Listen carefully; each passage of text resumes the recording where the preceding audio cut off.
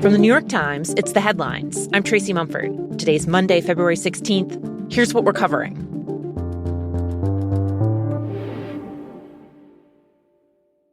The Times has learned that in recent months, the Department of Homeland Security has been pushing social media sites to reveal the identities of people who criticize ICE online.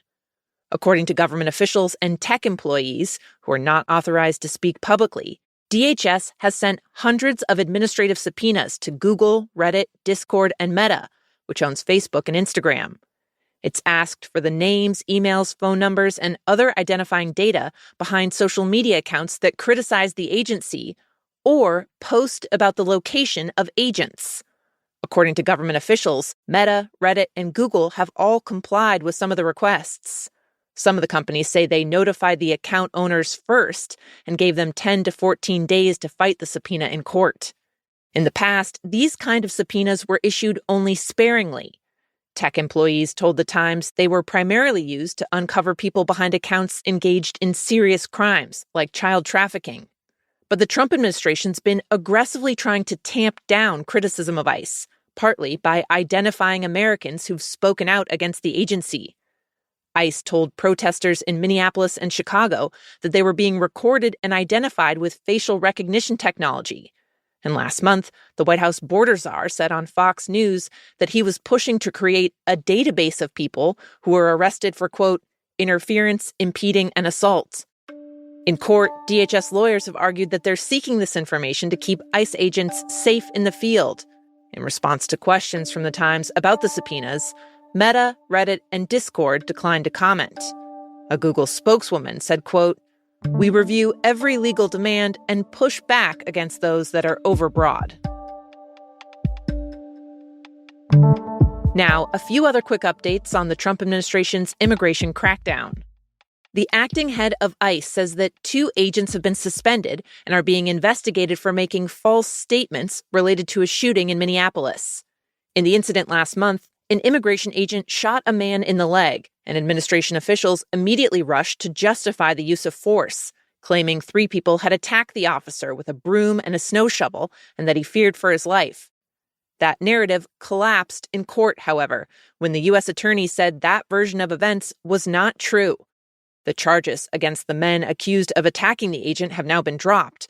The agents could be fired or face criminal prosecution. It's the latest example of the Department of Homeland Security providing an account of a shooting that later proved questionable or outright wrong. And nobody is illegal on stolen land.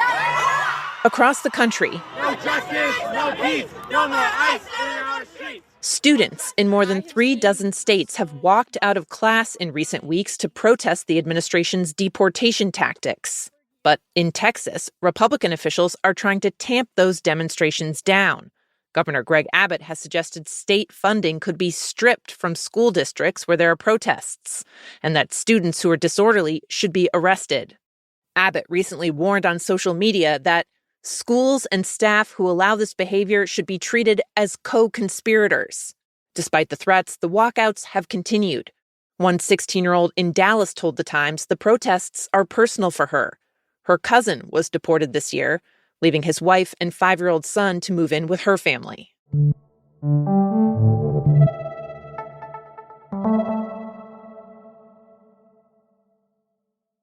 Late last year, President Trump caught some off guard when he threatened to send the U.S. military into Nigeria, quote, guns a-blazing, to protect Christians in the country.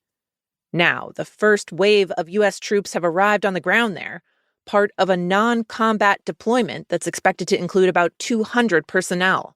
President Trump has picked up on the idea that has been pushed by a bunch of Republican lawmakers and others for months now, that there's what he calls an ongoing Christian genocide in Nigeria. And it's got to the point where, on Christmas Day, he bombed the north of the country, saying that he was trying to protect Nigerian Christians. Ruth McLean is the Times West Africa bureau chief. The thing to understand about this narrative that President Trump is pushing is that it really oversimplifies what is actually a very complex situation in Africa's most populous country, so a very complex nation. You have jihadists, you have what people loosely term bandits, groups of people who often carry out mass kidnappings and killings. You have separatists, all sorts of different armed actors carrying out this violence on the ground. And the people being killed come from many different sorts of groups. And that comprises both Muslims and Christians and people practicing traditional religions in Nigeria. I think a lot of Nigerians are confused by this narrative and the fact that it's even led to things like airstrikes. I think a lot of people are worried that the Americans are getting the narrative wrong, and that can be a dangerous thing when the most powerful nation in the world is involved and is sending bombs to your country. But I do think that there are plenty of Nigerians as well who are so fed up with their own government and see American intervention as a positive thing if it can force their own government to act and stop the violence that's playing out across the whole country and is affecting practically everybody.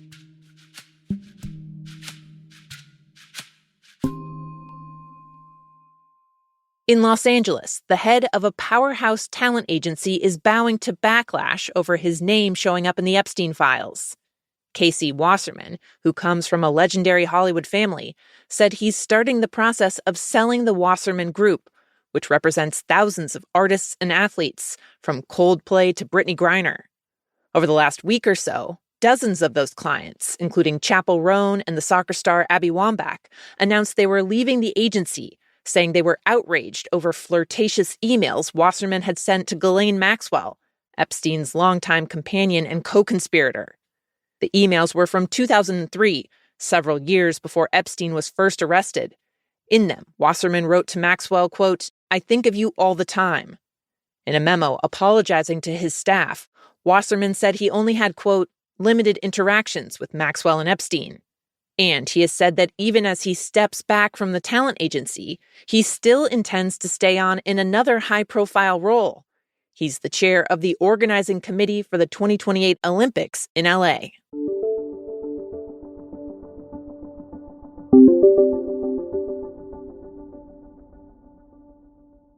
And finally, pets are family, but every year, 10 million go missing.